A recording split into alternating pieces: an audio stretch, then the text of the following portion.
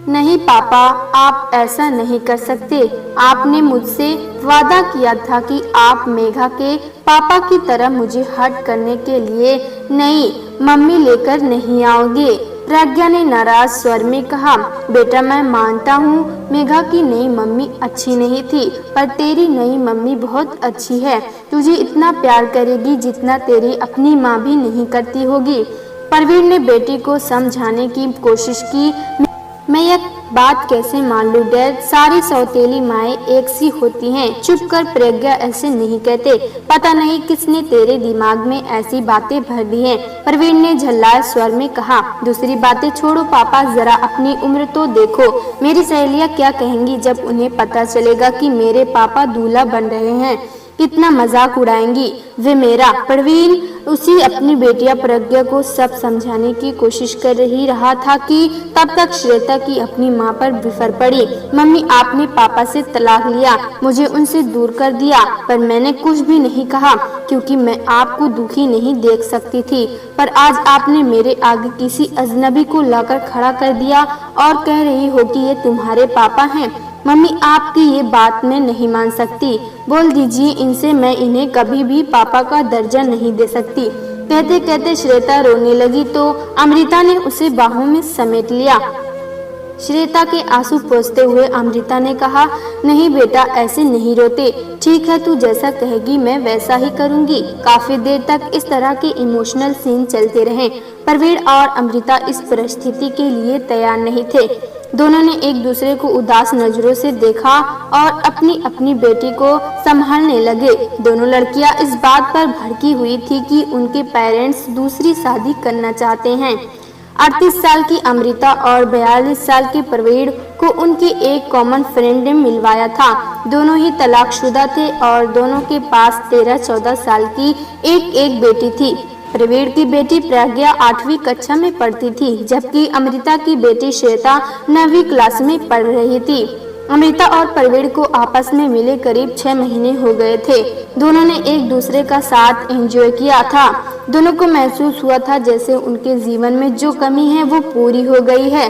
जब अपने रिश्तों को लेकर वे सीरियस हो गए तो उन्होंने तय किया कि वे एक दूसरे को अपनी अपनी बेटी से मिलवाएंगे।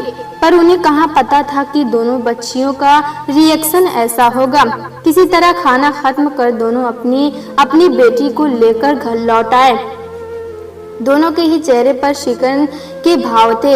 अपने रिश्ते को लेकर उनके मन में संशय उभरने लगा था, क्योंकि बेटियों की रजामंदी के बगैर उनका ये रिश्ता अधूरा ही रहने वाला था। रात के 11 बज रहे थे। श्वेता तो सो चुकी थी, मगर अमृता करवटें बदल रही थी। आज उसकी आंखों से नींद रूठ गई थी। उसे अपनी पिछली जिंदगी याद आ रही थी। कितनी तड़प थी उसके मन में, कितनी मजबूरी में उसने अपने पति को छोड़ा था। ये बात बेटी को कैसे समझाए। बेटी तो अभी भी पापा की बहुत क्लोज थी। कुमार के साथ अमृता ने लव कम अरेंज मैरिज की थी। शादी से पहले दोनों ने काफी समय तक डेटिंग करने के बाद शादी का फैसला लिया था। उसे कुमार काफी मैच्योर और समझदार लगता था। शादी के बाद उसकी जिंदगी खुशियों से भर गई थी। कुमार उसे बहुत प्यार करता था। जल्दी अमृता की गोद में श्वेता आ गई। सब बढ़िया चल रहा था। इस बीच कुमार को बिजनेस में बड़ा घाटा हुआ। उसने स्थिति सुधारने का काफी प्रयास किया, मगर सब कुछ बिगड़ता जा रहा था। कुमार काफी परेशान रहने लगा था। एक दिन कुमार घर आया तो बहुत खुश था।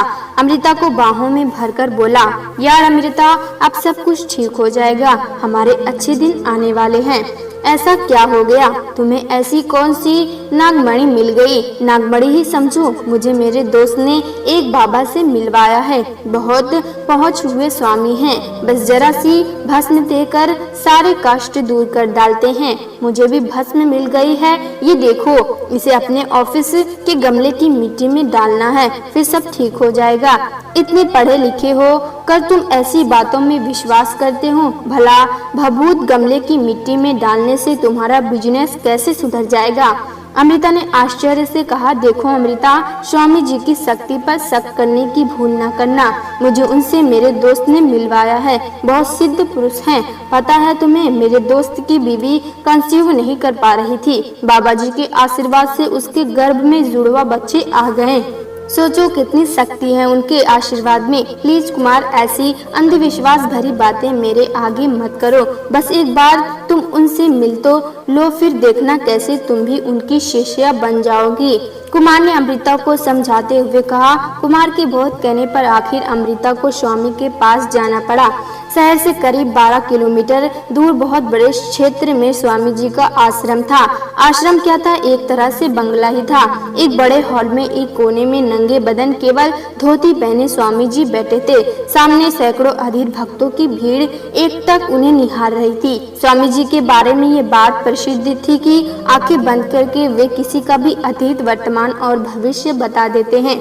कई जाने माने रईस भक्तों की कृपा से उनकी कुटिया बंगले तब्दील हो चुकी थी। स्वामी जी का बड़ा सा कमरा कहिए का शयन कक्ष एक से बढ़कर एक लग्जरी आइटम से सुसज्जित था। स्वामी जी रात 9 बजे से सुबह 9 बजे तक का समय वहीं बिताते थे। उनकी सेवा के लिए कम उम्र की कई शिष्याएं नियुक्त थी। अमृता और कुमार जाकर आगे वाली लाइन में बैठ गए। कुमार ने आगे बैठने के लिए बाकायदा ऊंची फीस अदा की थी। 10-15 मिनट बाद ही स्वामी जी ने आंखें खोली। उनकी नजरें पहले कुमार पर और फिर बगल में बैठी अमृता पर पड़ी और फिर कुछ देर तक उसके चेहरे पर ही टिकी रह गई।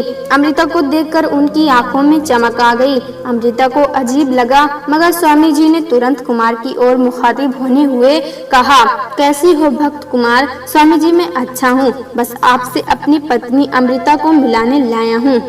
आओ देवी अमृता, मेरे करीब आकर बैठो। अमृता स्वामी जी के करीब चली गई। स्वामी ने उसका हाथ देखने के लिए कलाई पकड़ी और अपनी तरफ खींच लिया। अमृता को ये अच्छा नहीं लगा। स्वामी ने जिस तरह उसका हाथ पकड़ा रखा था और जिन आंखों से अमृता को देख रहा था, वह उसके लिए सहज नहीं था। अद्भुत भक्त कुमार, आपकी बीवी जितनी दिखने में खूबसूरत है, उतनी ही खूबसूरत इनकी किस्मत भी है। इनकी वजह से आप जिंदगी में बहुत तरक्की करेंगे।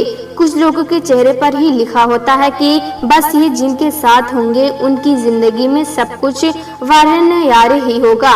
जिस अंदाज में और जिस तरह के स्वामी अमृता की तरफ देखते हुए ये सब बातें कह रहा था, वे सब बातें अमृता को अच्छी नहीं लग रही थी। उसे स्वामी के अंदर एक घिनौना जानवर दिख रहा था। जल्दी से हाथ छुड़ाकर वो खड़ी हो गई। कुमार ने उसे घूरकर देखा और फिर से बैठने को कहा। इस बार स्वामी ने उसे चेहरे को ऊपर की तरफ करने को कहा, फिर खुद उसके गले में पीछे की तरफ हाथ रखा। अमृता को अजीब लिजलिजा का एहसास हुआ। स्वामी ने उसकी गर्दन की निचली हड्डी पर हाथ फिराते हुए कहा, उम्र के छठे दस्तक में देवी अमृता के जीवन में राजयोग है। भक्त कुमार, आपकी बीवी आपको हर सुख देगी, धन्य है यह देवी। कहकर स्वामी ने हाथ हटाया और आंखें बंद कर कोई मंत्र पढ़ने का दिखावा करने लगा। कुमार इसी तरह जिद करके अमृता को 3-4 बार स्वामी के पास ले गया। हर बार स्वामी की नजरें और बातें अमृता को आमंत्रण देती प्रतीत होती। एक बार तो सिद्धि के नाम पर अमृता को कमरे में बुलाकर स्वामी ने उसके साथ छेड़छाड़ भी की। अमृता के लिए अब ये सब सहना कठिन होता जा रहा था और वो स्वामी से नफरत करने लगी थी, मगर कुमार पर उस स्वामी का ज्यादा ही रंग चढ़ने लगा था। वो स्वामी का पक्का शिष्य बन गया था। हर महीने हजारों रुपए उसे भेंट चढ़कर आता, हर काम से पहले उसकी आज्ञा लेता और अमृता से भी यही अपेक्षा रखता।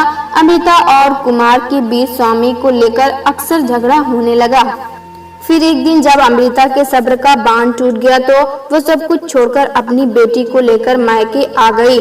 जल्द ही आपसी सहमति से उनके बीच तलाक भी हो गया। इस बात को 4 साल से ज्यादा हो गए थे। वो इतने समय से तन्हा जीवन जी रही थी, बेटी की खुशियों में अपनी खुशियां ढूंढती, बेटी की जिम्मेदारियों को दिल से निभाती, मगर पहली बार प्रवीण से मिलकर उसने अपने बारे में सोचना चाहा था। प्रवीण के साथ खुद को संपूर्ण महसूस किया था।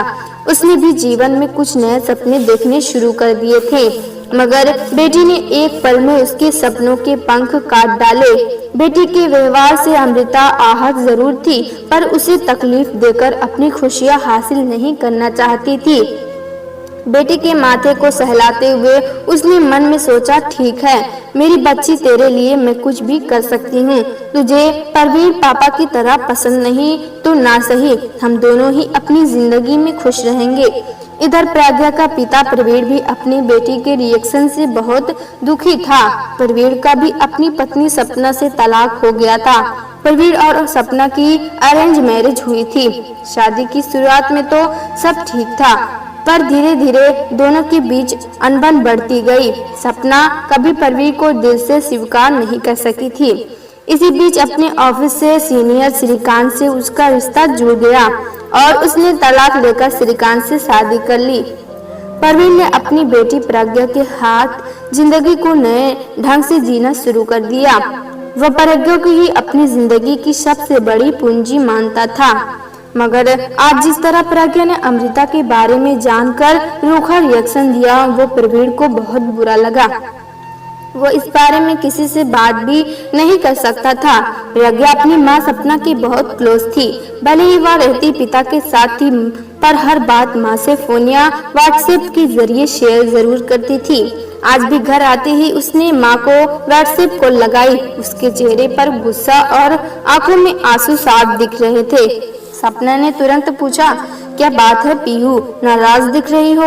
आपको सच्चाई पता चलेगी तो आपको भी पापा पर गुस्सा आएगा। ऐसा क्या हो गया है बेटे? पापा दूसरी शादी कर रहे हैं, वे मेरे लिए नई मम्मी लेकर आएंगे। अब आप ही बताओ माँ, क्या ये गुस्से की बात नहीं? उन्हें मेरी जरा भी चिंता नहीं। सब जानते हैं नई माएँ कैसी होती हैं, और फिर जरूरत ही क्या है दूसरी शादी करने की? मैं तो हूँ ही उनका साथ। नहीं बेटा, ऐसा नहीं करते। जरूरी नहीं कि हर नई माँ बुरी ही हो। मैं तो तेरी अपनी माँ थी, फिर भी तेरे साथ नहीं रह पाई। हो सकता है नई माँ तुझे मेरे से भी ज्यादा प्यार दे। वैसे भी मेरी बच्ची समझदार हो चुकी है।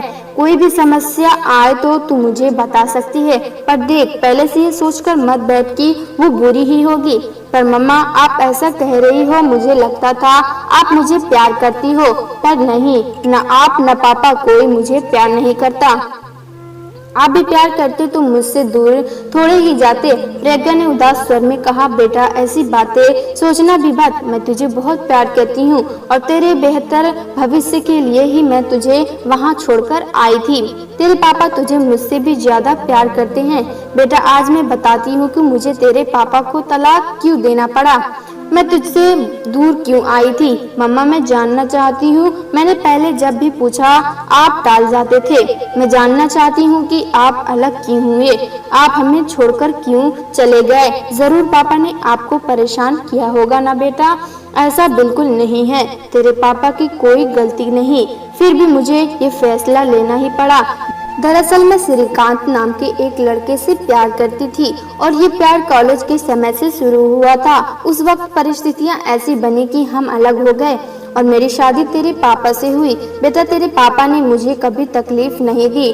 उन्होंने मुझे प्यार दिया, पर अनजाने में मैंने ही उन्हें तकलीफ दी। मैं उन्हें कभी दिल से अपना नहीं सकी, क्योंकि मेरे दिल में हमेशा से श्रीकांत थे। तेरे पापा के साथ होकर भी मैं उनके साथ नहीं थी। मैं इस तरह उन्हें अधूरा जीते हुए नहीं देखना चाहती थी, पर अपने दिल के आगे विवश थी। इस बीच श्रीकांत मेरे ही ऑफिस में मेरा सीनियर बनकर आ गया। मैं खुद को रोक नहीं सकी। हमारा रिश्ता गहरा होता गया। एक एक्सीडेंट में श्रीकांत की पत्नी गुजर चुकी थी। हम दोनों ने फिर से एक होने का फैसला लिया और मुझे तेरे पापा से तलाक लेना पड़ा। तब तेरे पापा ने अपनी झोली फैलाकर मुझसे तुझे मांग लिया था। सच बता रही हूँ, बहुत प्यार करते हैं वह तुझसे। उनके शब्द आज भी मेरे कानों में गूंजते हैं कि सपना, तुम मुझे छोड़कर जा रही हो तो तुम्हें रोकूंगा नहीं, क्योंकि तुम्हारी खुशी श्रीकांत के साथ ही है। पर मुझे मेरी खुशी, मेरी जिंदगी, मेरी ये बच्ची देकर चली जाओ। उम्र भर तुम्हारा एहसान मानूंगा। इसके बिना मैं बिल्कुल नहीं जी नहीं पाऊंगा। उस वक्त तेरे पापा की आंखों में तेरे लिए जो प्यार और ममता थी, उसे आज भी नहीं भूल सकी हूँ। मैंने प्रवीण की जिंदगी अधूरी छोड़ दी थी, पर तुझे उनकी बाहों में सौंपकर तुझे लगा था जैसे मैंने उन्हें और तुझे नई जिंदगी दी है। इसके बदले मैंने अपनी ममता का गला घोट दिया और अपने हिस्से का पश्चाताप कर लिया। मैं चली आई, पर पूरे इस विश्वास के साथ कि प्रवीण के साथ तू बहुत खुश रहेगी। वे तेरे लिए कुछ भी करेंगे, तुझसे उनकी जान बचती है।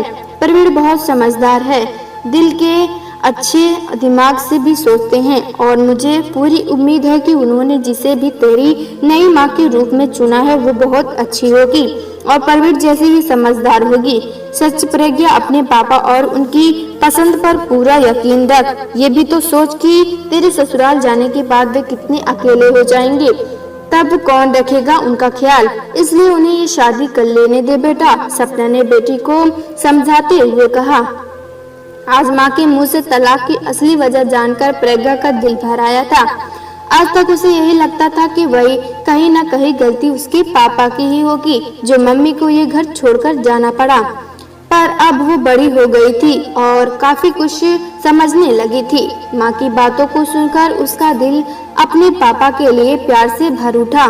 जिस पापा से वो कल से इतनी नाराज थी, आज उसी पापा पर उसे प्यार आ रहा था। कल से उसने प्रवीण से बात भी नहीं की और प्रवीण भी कमरे में अकेले गुमसुम बैठा था, मानो जानना चाहता हो कि उसे जिंदगी में कभी पूरा प्यार मिल क्यों नहीं पाया। अपनी माँ की बातें सुनकर मन ही मन में प्रज्ञा ने एक फैसला ले लिया। उसने तय कर लिया कि वो अपने पापा की खुशियों के बीच में नहीं आएगी। घर लौटकर अमृता और श्वेता के बीच भी एक अनकही सी खामोशी पसरी हुई थी। श्वेता एक बात स्वीकार करने को तैयार नहीं थी कि उसकी माँ किसी अनजान पुरुष को सामने लाकर कहे कि अब से ये तुम्हारे पापा हैं। वो ना अपनी माँ से बात कर रही थी और ना ही दोस्तों से। स्कूल में लंच के समय वो सहेलियों को छोड़कर गुमसुम सी एक कोने में बैठी हुई थी। उसे ऐसे बैठा देखकर उसका दोस्त पीयूष उसके पास आकर बैठ गया। वो श्वेता की उदासी की वजह पूछ रहा था कि तभी पीयूष के पापा मिलने आए। आते ही उन्होंने बेटे को गले लगाया और चॉकलेट, हैपर्स व केक देते हुए सारे दोस्तों को बांटने को कहा। पीयूष की खुशी देखते ही बनती थी। आज उसका बर्थडे था, पर उसके पापा अपनी बीमार माँ को देखने गए हुए थे। इसी वजह से पीयूष आज बर्थडे नहीं मना पा रहा था, मगर अब उसके चेहरे पर रौनक लौट आई थी। पापा के जाने के बाद उसने मुस्कुराते हुए श्वेता को चॉकलेट दी। श्वेता ने चॉकलेट ले ली, पर उसके चेहरे की उदासी नहीं गई। बताओ ना श्वेता, क्या हुआ? तुम इतनी उदास क्यों हो? पीयूष ने पूछा। कुछ नहीं यार, बताओ ना, मैं दोस्त हूँ ना तुम्हारा। यार तुम्हें पापा तुम्हें कितना प्यार करते हैं। सभी पापा अपने बच्चों से प्यार करते हैं, तुम्हारे पापा भी तो करते हैं। ये बात अलग है कि वे दूर हैं। यार अपने पापा तो अपने ही होते हैं ना, मगर सुना है सौतेले पापा जीना हराम कर देते हैं। अपनी वेदिका को देखा है ना? श्वेता ने कहा। ऐसा कुछ नहीं है श्वेता, सौतेले पेरेंट्स भी प्यार करते हैं। मेरे पापा को ही देख, मैंने कभी किसी को नहीं बताया, पर आज तुझे बता रहा हूँ। कोई सोच सकता है कि वे मेरे अपने पापा नहीं हैं, उनकी जान बसती है मुझ में। तो क्या सचमुच वे तुम्हारे सौतेले पापा हैं? चौंकते हुए श्वेता ने पूछा। हाँ श्वेता, पर अपने से बढ़कर प्यार करते हैं, इसलिए कहता हूँ किसी पर भी सौतेले का ढप्पा नहीं लगना चाहिए। अब मैं चलता हूँ, कहकर पीयूष चला गया। श्वेता देर तक इस बारे में सोचती रही। तभी उसने देखा कि प्रज्ञा स्कूल की दूसरी वाली बिल्डिंग में जा रही है। वो जल्दी से उठी। अरे प्रज्ञा, तू इसी स्कूल में पढ़ती है? हाँ, और तू भी? गुड यार, आ बैठना, तुझसे बातें करनी है। श्वेता ने उसे अपने पास बैठा लिया और पूछा, प्रज्ञा तूने क्या सोचा हमारे पेरेंट्स की शादी के बारे में? यार मुझे तो लगता है ये शादी हो जानी चाहिए, हमारा परिवार भी पूरा हो जाएगा और हमारे पेरेंट्स को भी जीवन साथी मिल जाएंगे। आखिर हम हमेशा उनके साथ तो रह नहीं सकते, प्रज्ञा ने समझाते हुए कहा। तू कह तो सही रही है, मगर क्या तुझे नहीं लगता कि सौतेले मम्मी पापा का होना कितना अजीब है? यार मैंने भी पहले ऐसा ही सोचा था, मगर मेरी मम्मी ने ही समझाया कि ऐसा कुछ नहीं होता। कई बार दिल के रिश्ते जन्म के रिश्तों से बड़े निकलते हैं, हम उनको एक मौका तो देना ही चाहिए ना, प्रज्ञा ने कहा। पीयूष की बातों ने पहले ही श्वेता की सोच को एक दिशा दी थी। अब प्रज्ञा की बातों ने उसका रहा सहा संशय भी मिटा दिया। श्वेता कुछ देर बाद प्रज्ञा की तरफ देखते हुए कुछ सोचती रही, फिर उसके हाथ मिलाते हुए बोली, ठीक है, हम एक हैप्पी फैमिली बनाएंगे। कोशिश करने में हर्ज ही क्या है? शायद इससे हमारे पेरेंट्स की अधूरी जिंदगी भी पूरी हो जाए। खुशी से प्रज्ञा ने श्वेता को गले लगा लिया। आज दोनों ही अपने पेरेंट्स को सरप्राइज देने वाली थी।